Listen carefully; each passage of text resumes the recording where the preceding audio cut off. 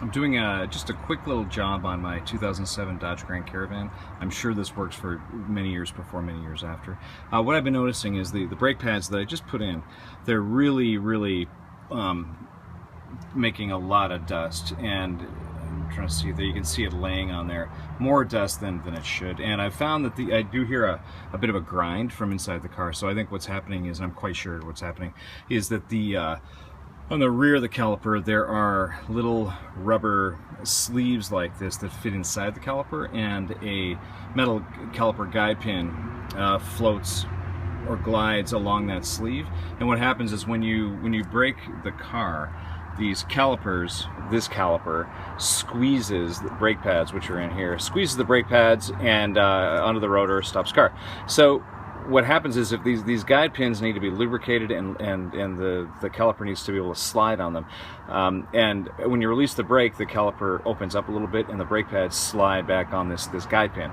So what's happening is, in my car, I think that the rubber sleeve is damaged, and I really noticed when I put the guide pins in during the last brake job just a week ago, they went in way too hard. So I ordered from Napa just a little kit. It's a caliper hardware kit. It comes with the little springs, which I didn't need, but it comes with 4 of these little rubber sleeves, that 2 for each side of one axle.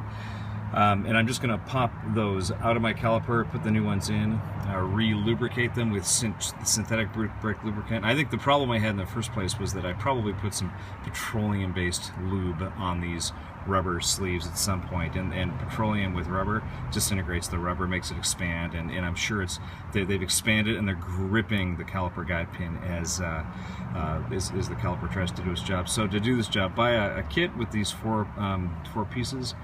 4 sleeves, that's for 1 axle. Buy some synthetic brake lubricant. Use that to lubricate the brake caliper guide pin.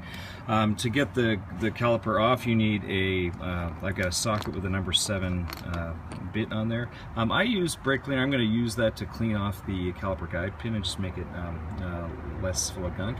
And then you'll want to be able to take the caliper off and then press the caliper piston in. I'll connect to a different video on that, but that's the tool that you use to push the caliper back in. I also, to take off the spring, I use a little screwdriver. I'll link to another video on that. Alright, it goes without saying, jack the car up, put a jack stand under there for safety, and I've pulled the pin off right now with my screwdriver. And I'll then use this. There are 2, the guide pins are in the back, one here, one down below. I'll just use this number 7 bit to undo the caliper. Alright, I've undone the screws, the guide pins. Now I've just manipulated the caliper off the rotor, and you don't want to compromise that hose at the top, so put the rotor right on top of put the caliper right on top of the rotor. Alright, there's the socket wrench on the caliper guide pin, and I'm just ratcheting that out. Good, I've got a position here on top of the rotor. Make sure this doesn't fall. This would possibly damage the brake hose right there. So what I'll do, I'm just going to pull off the brake pads. They're a little bit easier to work on this if the brake pads are off. I don't need to exchange the brake pads because I just did this a week ago.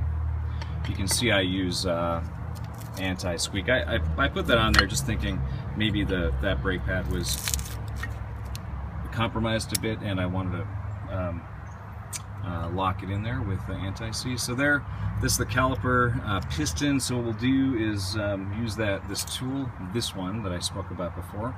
This just fits in. It's like a lever system. Fits in, and then what I'll do is I use the other brake pad, not the one that was in there originally. I use the other brake pad, and I lay it in.